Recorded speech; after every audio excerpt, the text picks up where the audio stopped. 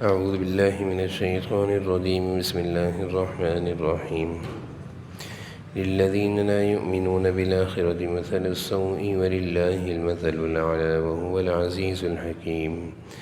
ولو يؤاخذ الله الناس بظلمهم ما ترك عليها من دابة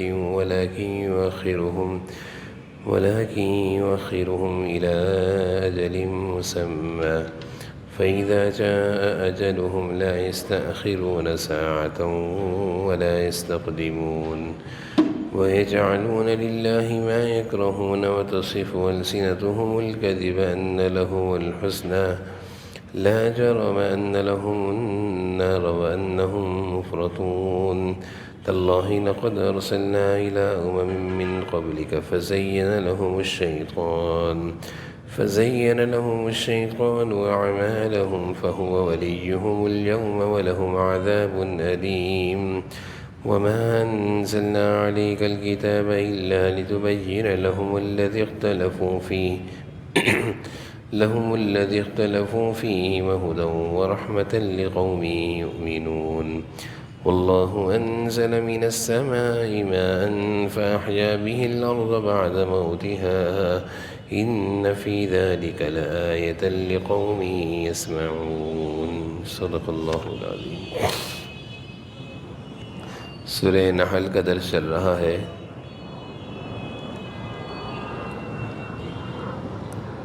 آیت نمبر 60 سے آیت نمبر 65 تک کی تلاوت ہوئی ہے. وَلَوْ يُؤَاخِذُ اللَّهُ النَّاسَ بِظُلْمِهِمْ مَا تَرَكَ عَلَيْهَا. اس آیت میں اللہ تعالیٰ بیان فرما رہے ہیں کہ انسانوں کی غلطیوں پر اللہ تعالیٰ اگر فوری پکڑنا شروع کر دیں اور ان کو سزائیں دینا شروع کر دیں تو دنیا میں کوئی بھی جاندار باقی نہ رہے. لیکن اللہ تعالیٰ نے اپنے حلم اور فضل کی وجہ سے درگزر کا معاملہ کیا ہے کہ انسانوں کی فوری پکڑ نہیں کرتے بلکہ ایک معینہ مدت تک کے لیے اللہ تعالیٰ مہلت دیتے رہتے ہیں. اور وہ معینہ مدت انسان کی موت ہے. یعنی بعض دفعہ انسان اپنی برائیوں میں مست رہتا ہے، زندگی گزارتا رہتا ہے اور اللہ تعالیٰ اس کو ڈھیل دیتے رہتے ہیں، مہلت دیتے رہتے ہیں حتیٰ کہ موت آ جاتی ہے. اور جب موت کا وقت آ جاتا ہے تو پھر اس موت کے وقت میں کسی بھی قسم کی کوئی تبدیلی نہیں. اب تو مرنا ہے اور اللہ کے پاس جا کر حساب دینا ہے. اب نہ توبہ کا دروازہ رہا، موقع رہا، اور نہ ہی اب کوئی زندگی کی مہلت رہی. جو زندگی تھی وہ ضائع کر دی. اس لیے اللہ تعالیٰ فرما رہے ہیں کہ جو بھی توبہ اور استغفار ہے، گناہوں پر معافی ہے، وہ زندگی میں ہے. تو اس آیت میں دراصل اللہ تعالیٰ کا فضل بیان ہو رہا ہے کہ انسانوں کو ان کی غلطیوں پر اللہ تعالیٰ ایک دم سے نہیں پکڑتے بلکہ سزا کو مؤخر کرتے رہتے ہیں کہ کسی طرح یہ توبہ اور استغفار کر لے. سزا کا مؤخر کرنا بھی اللہ کا فضل ہے. دیکھیے گا وَلَوْ يُؤَاخِذُ اللَّهُ النَّاسَ. اللہ تعالیٰ فرما رہے ہیں کہ اگر ہم لوگوں کو پکڑنا شروع کر دیں، یؤاخذ معنی مواخذہ، پکڑ.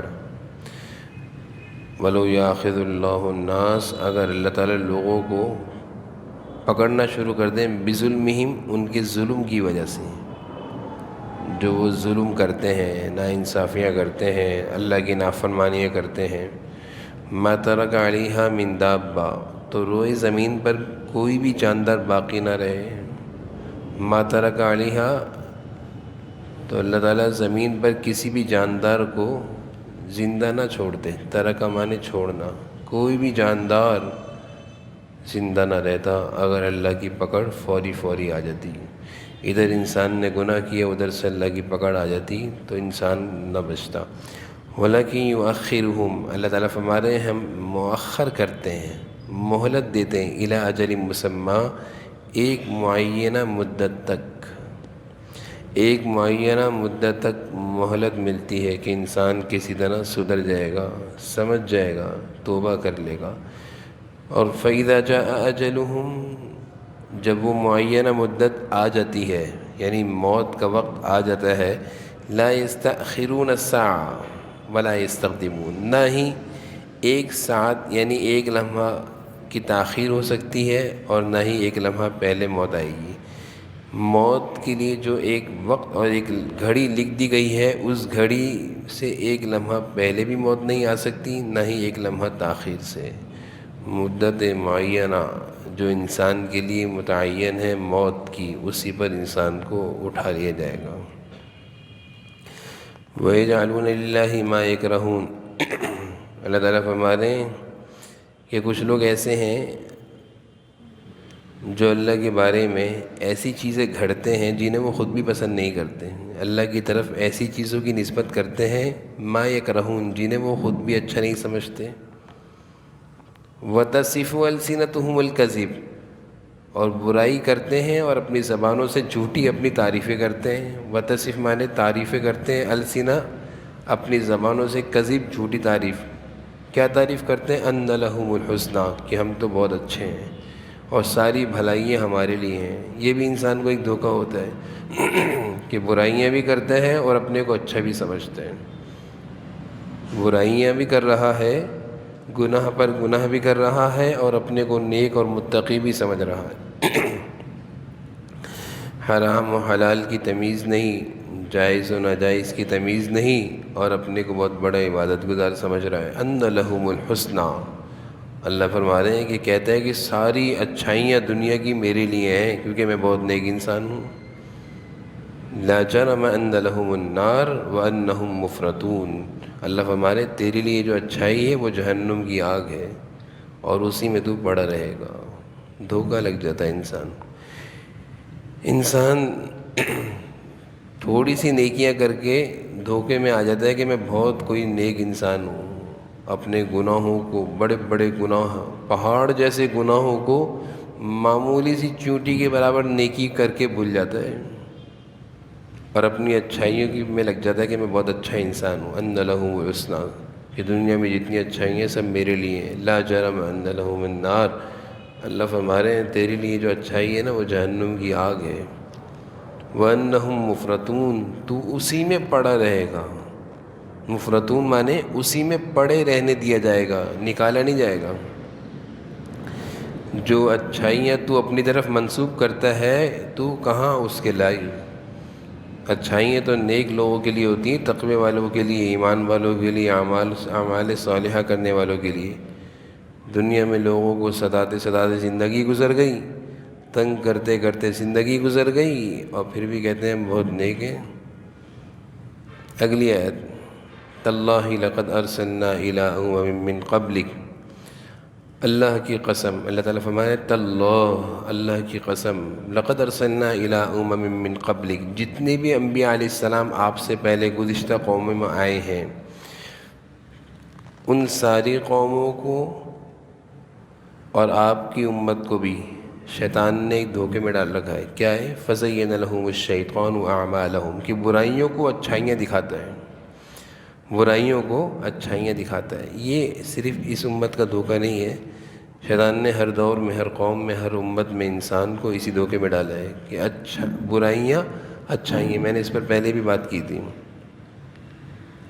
کہ حدیث شریف سے معلوم چلتا ہے کہ جب ایسی انسان کی طبیعت بن جائے کہ اس کو برائیاں اچھی لگنے لگے تو یہ گمراہی کی آخری حد ہے، اس کے بعد کفر ہے، کفر، یعنی اب خطرہ ہے کہ یہ ایمان سے ہاتھ دھو بیٹھے گا، کہ یہ برائیوں کو، جیسے مثال ہے سود کھا رہا ہے، رشوت کھا رہا ہے اور کہتا ہے اچھا کر رہا ہوں، حرام میں پڑا ہوا ہے کہتا ہے اچھا کر رہا ہوں، تو یہ شیطان نے اس کو دھوکہ لگا دیا۔ فَزَيَّنَ لَهُمُ الشَّيْطَانُ أَعْمَالَهُمْ، شیطان نے اس کی برائیوں کو اس کے لیے اچھائیاں بنا کر سامنے رکھ دیے۔ جیسے گندگی پر کوئی سونے کا ورق چڑھا دے تو نیچے تو گندگی ہے، گندگی پر کوئی چاندی کا ورق چڑھا دے تو نیچے تو گندگی ہے، وہ گندگی رہے گی، دھوکہ کھانے والا اوپر دیکھ کر کہے کہ چاندی ہے۔ فَزَيَّنَ لَهُمُ الشَّيْطَانُ أَعْمَالَهُمْ کا مطلب یہی ہے کہ شیطان نے ان کی برائیوں کو زینہ مزین کر کے خوبصورت بنا کر ان کے سامنے رکھ دیا، اور یہ بڑے خوش ہو رہے ہیں کہ ہم بڑے اچھے ہیں۔ فَهُوَ وَلِيُّهُمُ الْيَوْمَ، اللہ فرما رہے ہیں چنانچہ شیطان آج ان کا سرپرست ہے، سرپرست بنا ہوا ہے، ان کا دوست بنا ہوا ہے، شیطان ان کا دوست بنا ہے۔ وَلَهُمْ عَذَابٌ عَلِيمٌ، اور ان لوگوں کے لیے دردناک عذاب ہے۔ وَمَا أَنزَلْنَا عَلَيْكَ الْكِتَابَ، اللہ تعالیٰ فرما رہے ہیں ہم نے جو یہ کتاب آپ پر اتاری ہے اس لیے اتاری ہے لِتُبَيِّنَ لَهُمُ الَّذِي اخْتَلَفُوا فِيهِ، تاکہ آپ کھول کھول کر اس کے احکامات کو صاف صاف بیان کریں، وہ چیزیں جن میں لوگ اختلاف کرتے ہیں۔ لِتُبَيِّنَ مانے واضح بیان کریں اس کے احکامات کو، اور یہ قرآن، یہ کتاب ہدیٰ ہدایت ہے ایمان والوں کے لیے، ورحمہ رحمتیں اتارتی ہے لقوم یؤمنون ایمان والوں کے لیے۔ یعنی جب اس قرآن کریم کو عظمت کی نگاہوں سے دیکھا جاتا ہے، پڑھا جاتا ہے، سنا جاتا ہے، اس پر عمل کیا جاتا ہے تو اس سے ہدایت بھی ملتی ہے، رہنمائیاں بھی ملتی ہیں، اللہ کی رحمت و برکتوں کا نزول ہوتا ہے اس قرآن کے دیکھنے پڑھنے سننے والوں پر، عمل کرنے والوں پر۔ اللہ فرما رہے ہیں وَهُدًى وَرَحْمَةً لِقَوْمٍ يُؤْمِنُونَ۔ اللہ تعالیٰ اپنی نعمتوں کا تذکرہ فرما رہے ہیں۔ وَاللَّهُ أَنزَلَ مِنَ السَّمَاءِ مَاءً، اللہ تعالیٰ نے آسمانوں سے تمہارے لیے صاف پانی اتارا ہے۔ فَأَحْيَا بِهِ الْأَرْضَ بَعْدَ مَوْتِهَا، اس صاف پانی سے بنجر زمین کو اللہ نے زندہ کر دیا۔ بعد موتها مانے مردہ زمین، موتها مردہ زمین، اس پر جب پانی برسا تو وہ زندہ ہو گئی، اس میں درخت اگ گئے، اس میں کھیتیاں شروع ہو گئیں، اس میں فصل لگ گئی، اس سے گندم نکلنا شروع ہو گئی۔ انسان تو اپنی ضرورت کو اس سے پوری کرتا ہے، یہ اللہ نے کیا ہے، انسان کا کوئی کمال نہیں ہے کتنا ہی کچھ کر لے۔ اللہ کی نعمتیں اللہ تعالیٰ برساتے ہیں تو انسان کھاتا پیتا ہے، برسنا بند ہو جائے، بارش برسنا بند ہو جائے، رک جائے تو انسان کو پتہ چل جائے کہ وہ کچھ نہیں۔ ان فی ذلک لآیۃ لقوم یسمعون، اللہ تعالیٰ فرما رہے ہیں اس میں ان لوگوں کے لیے نشانی ہے جو سنتے ہیں، جو سنے تو پتہ چلے نا کہ اللہ ہے کیا، اللہ کا کلام ہے کیا، اللہ تعالیٰ کی کیسے کیسے انعامات ہیں۔ جس کے بعد سننے کا ہی ٹائم نہ ہو تو اس کو کیا پتہ چلے کہ اللہ کیا ہے، قرآن کیا ہے۔ آگے اللہ تعالیٰ مزید اپنی نعمتوں کو تذکرہ فرما رہے ہیں، جانوروں کی شکل میں اللہ کے انعامات۔ وَإِنَّ لَكُمْ فِي الْأَنْعَامِ لَعِبْرَةً، تمہارے لیے مویشی، انعام کہتے ہیں جانور، لعبرہ اس میں بھی بڑی عبرت کا سامان ہے۔ سوچو تو ذرا کہ ایک جانور ہوتا ہے، گائے لے لے، بھینس لے لے، نسقیکم مما فی بطونی، نسقیکم مما فی بطونہ من بین فرث ودم لبنا خالصا سائغا للشاربین۔ اللہ تعالیٰ فرما رہے ہیں گائے لے لو، بھینس لے لو، کہ ان کے پیٹ میں جو گوبر اور خون ہے، فرث اور دم، فرث کہتے ہیں گوبر کو، دم کہتے ہیں خون کو، جانور کے پیٹ میں جو گوبر اور خون ہے اس کے بیچ و بیچ میں سے ہم تمہیں ایسا صاف دودھ دیتے ہیں جس کو تم پیتے ہو، اور وہ بڑا خوشگوار ہوتا ہے۔ کبھی سوچا بھی ہے کہ پیٹ میں کیا بھرا ہوا ہوتا ہے؟ جانور کے بھوسا بھرا ہوا ہوتا ہے، گوبر بھرا ہوتا ہے، کاٹے تو خون نکلے، دودھ نکلے، کیا نکلتا ہے جب جانور کو کاٹتے ہیں؟ لیکن اللہ کی قدرت دیکھیں کہ اسی پیٹ کے بیچ میں سے اللہ تعالیٰ لبن کہتے ہیں دودھ، خالص کہتے ہیں خالص دودھ دے رہے ہیں، سائغا للشاربین، شاربین کہتے ہیں پینے والوں کے لیے، سائغا بڑا مزیدار ہے، مزہ آتا ہے نا جب دودھ پیتے ہیں۔ کبھی دودھ پیتے ہوئے سوچ بھی لیا کریں کہ اللہ نے دودھ دیا کس طرح ہے، کہ جانور ہے، آسمان سے پانی برسا، زمین زندہ ہوئی، زمین پر کچھ درخت اگے، جانور نے وہ درخت کھائے، پھر وہ جانور کی غذا بننے کے بعد اس سے دودھ بنا، پھر وہ دودھ نکلا جانور کے پیٹ سے، خون اور گوبر کے درمیان سے، صاف، خالص، سائغ، مزیدار، للشاربین، پینے والوں کے لیے۔ وَمِن ثمرات النخیل، آگے اللہ فرما رہے ہیں کھجوروں کے درخت، اعناب، انگور، کھجور، انگور، تتخذون منہ سکرا ورزقا حسنا، اللہ تعالیٰ تمہیں کھجوروں کے ذریعے، انگوروں کے ذریعے یہ اپنی نعمتیں گنوا رہے ہیں، تم اس کھجور اور انگور کے ذریعے سکر، شراب بناؤ، گندگی بناؤ، یہ رزقا حسنا، یا پاکیزہ روزی کھاؤ۔ انسان کو تو اللہ تعالیٰ نے اچھی چیز دی ہے، اب اس اچھی چیز کو گندگی میں استعمال کر لے یا اچھی چیز میں استعمال کر لیں. جیسے مثال ہے، ذات کہتے ہیں کہ موبائل ہے، اچھا بھی ہے برا بھی ہے، اچھا استعمال تو اچھا ہے، گندا استعمال تو برا ہے. اللہ تعالیٰ یہ فرما رہے ہیں کہ ہم نے تو تمہیں کھجور دی تھی، کھجور ہے، انگور ہے، اس لیے دیا تھا کہ رزقاً حسنا، یہ بہت طاقتور رزق ہے. یعنی روزی میں، پھل فروٹ میں سب سے طاقتور چیز کھجور اور انگور ہیں. ڈاکٹر بھی کہتے ہیں، ایک بچہ بیمار ہوا، ڈاکٹر کے پاس گیا، بچوں کا ڈاکٹر، اس نے کہا تو کھجور کھاتا ہے؟ اس بچے نے کہا کہ تو کبھی بیمار نہیں رہے گا، تو کبھی کمزور نہیں رہے گا، تو ہمیشہ صحت مند رہے گا، کیونکہ تیری غذا کھجور ہے جو قرآن میں ہے. تو اللہ تعالیٰ فرما رہے ہیں ہم نے تو کھجور اور انگور اس لیے دیے تھے کہ تم رزقاً حسنا کھاتے، لیکن تم نے کیا کیا؟ سکر، اس کو نشے میں استعمال ہے. سب سے بہترین شراب، سب سے مہنگی شراب انگور ہی بنتی ہے. اللہ کی دی ہوئی نعمت تھی، اس کو غلط استعمال کر رہے ہیں. سکر، اللہ کہنا تم اس کو نشے میں استعمال کر رہے ہو. رزقاً حسنا، یہ تو ایک اچھا رزق تھا. ان فی ذلک لآیۃ لقوم یعلمون، اللہ تعالیٰ فرما رہے ہیں اس میں ان لوگوں کے لیے نشانی ہے جو عقل سے کام لیتے ہیں. پھر آگے اللہ تعالیٰ شہد کی مکھی کا تذکرہ فرما رہے ہیں، کیسی نعمت ہے. وَأَوْحَىٰ رَبُّكَ، اللہ فرما رہے ہیں تمہارے پروردگار نے شہد کی مکھی کے دل میں یہ بات ڈالی. اِلَى النَّحْلِ، شہد کی مکھی، کیا بات اس کے دل میں ڈالی؟ أَنِ اتَّخِذِي مِنَ الْجِبَالِ بُيُوتًا، اللہ فرما رہے ہیں ہم نے شہد کی مکھی کو ایک حکم تو یہ دیا کہ تم اپنے گھر بناؤ. بیوتن مانے گھر بناؤ. من الجبال، پہاڑوں پر بنانا، اونچی اونچی جگہوں پر، تاکہ نیچے شہد کی مکھی کا چھتا ہوگا تو نیچے لوگ اس کو نقصان پہنچا سکتے ہیں، مٹی آ سکتی ہے، گندگی. اللہ نے کہا اونچا اونچا گھر بنانا. من الجبال کہتے ہیں پہاڑوں پر.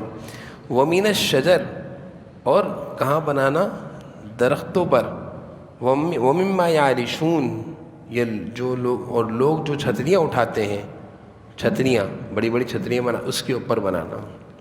اللہ تعالیٰ نے شہد کی مکھی کو حکم دیا، انسان کے لیے ایک شہد تیار ہو رہا ہے، ذرا اندازہ لگائیں ہمارے کھانے پینے کے لیے. کیا حکم دیا؟ گھر بناؤ، لیکن گھر بنانا اوپر، اونچے درختوں پر، پہاڑوں پر، یہ لوگوں کی چھتوں کے اوپر، تاکہ کسی کی وہاں پہ رسائی نہ ہو، گندگی نہ آئے. نیچے آلودگی ہوتی ہے، ڈسٹ جس کو کہتے ہیں، مٹیاں اڑتی ہیں، تو شہد کی مکھی کا چھتا اس سے محفوظ رہے گا. پھر اللہ نے دوسری ہدایت دی کہ ثم کلی من کل الثمرات، ہر قسم کے پھلوں سے اپنی خوراک حاصل کرو. کلی مانے کھاؤ، من کل الثمرات، سارے بہترین پھلوں سے. شہد کی مکھی مختلف قسم کے بہترین قسم کے پھلوں پر، پھولوں پر جا کے بیٹھتی ہے، رس چوستی ہے. پھر اللہ نے اس کو تیسری ہدایت دی، فَاسْلُكِي سُبُلَ رَبِّكِ ذُلُلًا، پھر ان راستوں پہ چل جو تیرے رب نے تیرے لیے آسان بنا دیے ہیں. شہد کی مکھی جب شہد کے لیے درختوں کو چوسنے کے لیے جاتی ہے تو کتابوں میں لکھا ہے دور دراز تک نکل جاتی ہے. اللہ کہہ رہے ہیں تمہارے لیے شہد کی مکھی کو میں نے راستے آسان کر دیے ہیں. فضاؤں میں اس کے لیے راستے اللہ تعالیٰ بنا دیتے ہیں، پتہ نہیں کتنی دور نکل جاتی ہے، اور کہاں کہاں سے یہ درختوں سے، پتوں سے، پھولوں سے رس چوس کر پھر واپس اپنے گھر پہنچ جاتی ہیں جو اس نے گھر بنایا ہوتا ہے. ایسا نہیں ہوتا کہ ایک شہد کی مکھی اس چھتے کی تھی دوسرے چھتے میں پہنچ جائے، نہیں، اپنے چھتے تک. اللہ فرما رہے تیرے لیے میں نے راستے کو آسان کر دیا ہے. تین ہدایت دی. اب اللہ تعالیٰ کیا فرما رہے ہیں؟ یخرج من بطونها شراب مختلف الوانه فیہ شفاء للناس، اس مکھی کے پیٹ سے، بطونها، اس مکھی کے پیٹ، بطون کہتے ہیں پیٹ، شراب مشروب نکلتا ہے، مختلف الوان، جس کے رنگ مختلف ہوتے ہیں، شہد اس کا رنگ مختلف ہوتا ہے. اللہ فرما رہے ہیں فیہ شفاء للناس، اس شہد میں لوگوں کے لیے شفا ہے. فیہ شفاء للناس، اس میں تم لوگوں کے لیے شفا ہے. حضور اکرم صلی اللہ علیہ وسلم کے پاس ایک صحابی آئے، کہا میرے بھائی کے پیٹ میں درد ہے. آپ نے کہا پیٹ کی ساری بیماریوں کے لیے بہترین دوا وہ شفا شہد ہے. انہوں نے ایک دفعہ استعمال کی، کہ آرام نے دوبارہ کرو، کہ دوبارہ بتایا، آرام نے تیسری دفعہ فرمایا تیسری دفعہ کرو. وہ کہنے لگے آرام نہیں آئے. آپ صلی اللہ علیہ وسلم نے فرمایا میرے رب نے صحیح فرمایا، تیرا بھائی کا پیٹ چوٹ رہا ہے، ایسا نہیں ہو سکتا کہ شہد کھاؤ اور شفا نہ ملے. تو چوتھی دفعہ جب استعمال کیا تو شفا ہو گئی. حضرت عبداللہ بن عمر رضی اللہ عنہ کے بارے میں آتا ہے اتنا اس پر عقیدہ اور یقین تھا کہ زخم پر بھی شہد لگایا کرتے تھے پولیفیکس کی طرح. جیسے ہم ٹیوب لگاتے ہیں تو عبداللہ بن عمر زخم پر شہد لگاتے تھے اور یہ آیت پڑھتے تھے فیہ شفاء للناس، اللہ فرما رہے ہیں شہد تمہارے لیے شفا ہے. تو وہ اپنے زخموں کا علاج شہد سے کیا کرتے تھے. یہ لوگ اس میں عقیدہ ہوتا ہے نا. جیسے ایک آدمی کے بارے میں بتایا کہ وہ عمرے پہ گیا ہوا تھا، وہاں گر گیا، اللہ نے فرمایا آب زمزم شفا ہے. تو اس نے گرنے کے بعد اس کو چوٹ لگی تو زخم پر تو پانی نہیں لگانا چاہیے، ڈاکٹر منع کرتے ہیں. اس نے لے کر کوئی علاج نہیں کیا، کوئی دوائی نہیں کری، نہ کوئی پٹی کری. اس نے آب زمزم کو زخم پر لگاتا رہا اور اس کا زخم اسی آب زمزم سے ٹھیک ہو گیا. یقین کی بات نہیں کہنے کو آپ پانی لاؤ گے زخم خراب ہوگا. اس نے کہا نہیں، اللہ نے کہا آب زمزم میں شفا ہے، اس عقیدے سے لگایا، اللہ نے اس کو ٹھیک کر دیا. تو اللہ تعالیٰ یہی فرما رہے ہیں فیہ شفاء للناس، کہ اس شہد میں تمہارے لیے شفا ہے، اس کو کھایا کرو بھائی، اس کو پیا کرو. بچوں کو اس شہد کا عادی ڈالنا چاہیے. جو ہم مشروبات اپنے بچوں کو پلاتے ہیں، مختلف قسم کے باہر کے جوسیس ڈبوں والے، سب سے بہترین مشروب جس کو اللہ فرما رہے ہیں شراب بہترین مشروب ہے، مختلف الوان، اس میں بہترین قسم کے مختلف رنگ ہیں. فیہ شفاء للناس، اس میں لوگوں کے لیے شفا ہے. ان فی ذلک لآیۃ لقوم یتفکرون، اللہ فرما رہے ہیں اس میں نشانی ہے ان لوگوں کے لیے جو سوچنے سمجھنے کی صلاحیت رکھتے ہیں. اللہ تعالیٰ عمل کی توفیق نصیب.